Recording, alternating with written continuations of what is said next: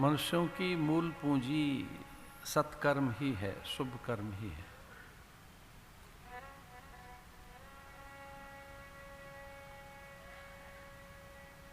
शुभ कर्म ही व्यक्ति को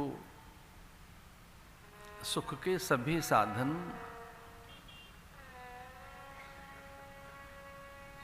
उपलब्ध कराते हैं।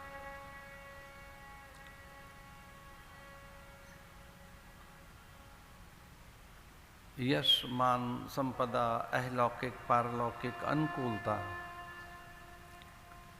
समृद्धि,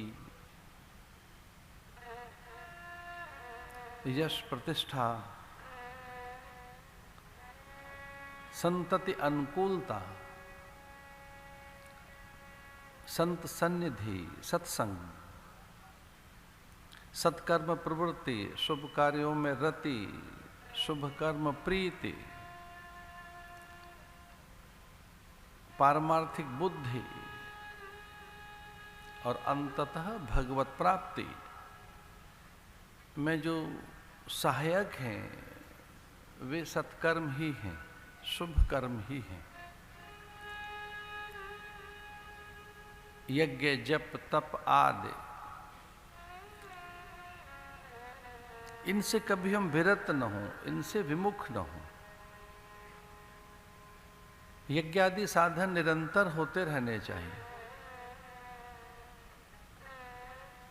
शुभ कर्मों में हम निरंतर प्रवृत्त रहें। हमारी जितनी प्रवृत्तियां हैं, हमारे जितने प्रयोग हैं, जितने भी हमारे नवाचार हो सकते हैं, उनमें हम परमार्थ को ही प्रमुख रखें। इसलिए हमारी प्रवृत्तियों में परमार्थ प्रमुख रहे।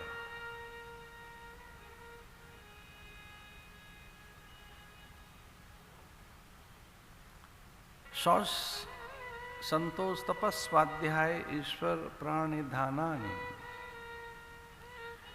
ईश्वर को केंद्र में रखते हुए बाह्यांतर सुचिता के साथ संतुष्टो येन केनचित्, इसका अर्थ है ईश्वर का विधान सर्वथा कल्याणकारी है।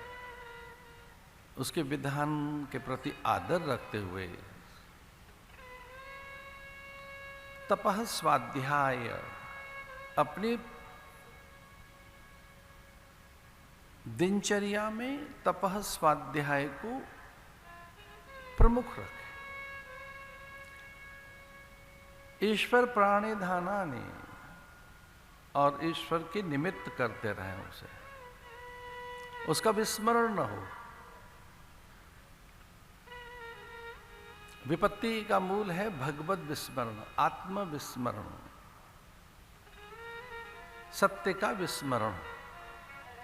शास्त्रों में दुख का कारण आत्मविस्मृति बताई गई है। जब जीव स्वयं को भूल जाता है, अपने स्वरूप को, अपनी सत्ता निजता को, अपने होने के सत्य अथवा अपने अस्तित्व को, अपने मूल को, तभी वो दुख को उपलब्ध होता है। इसे तपः स्वाध्याय का अर्थ है कि स्वयं के सत्य के साथ रहें, यथार्थ परक जीवन जिए। ये विचार करते रहें कि असत्य क्या है, अनित्य क्या है, विकार क्या है, मरने वाली वस्तु है क्या। इस मरण धर्म जगत में क्या अनित्य है जो नित्य नहीं है। नित्य अनित्य, शुचि असुचि, आत्म अनात्म, शुभ अशुभ का विचार ही विवेक है। विवेक का अर्थ है कि हम सत्य के निकट रहें। जब व्यक्ति विवेक शून्य होता है तभी दुख आते हैं। विवेक शून्यता का अर्थ ही आत्मविस्मृति। और ये विवेक सत्पुरुषों के सानिध्य से, शुभ कर्मों से, स्वाध्याय से प्रकट होता है।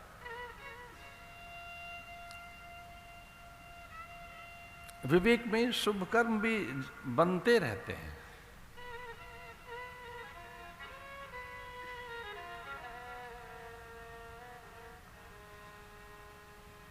परमात्मा भी परमार्थ में ही संलग्न है।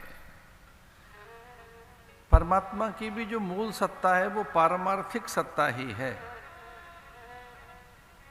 वेदांत के अनुसार जो परमात्मा की व्यावहारिक और प्रातिभासिक सत्ता है उसका मूल परमार्थ ही है पवन, प्राण, प्रकाश, आकाश, अन्न, जल, औषधि आदि के रूप में। अब वो पारमार्थिक कार्यों में ही संलग्न है। परमात्मा परमार्थ स्वरूप है।